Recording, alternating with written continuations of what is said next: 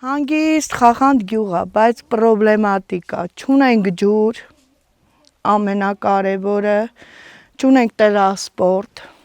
չունենք բուժկետ, եթե ասված ոչ անի իրիկունը ահել, ջահել, վատանա,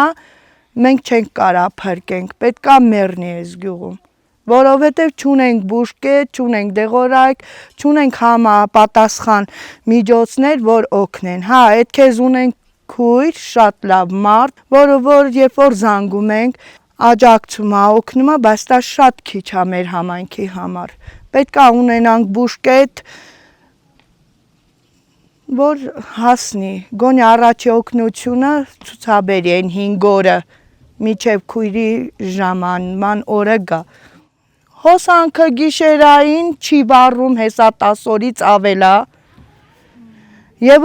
ամիսներ ա լինում, որ ամիսներով չի վառում, էդ էլ չգիտենք խնդիրը որն է։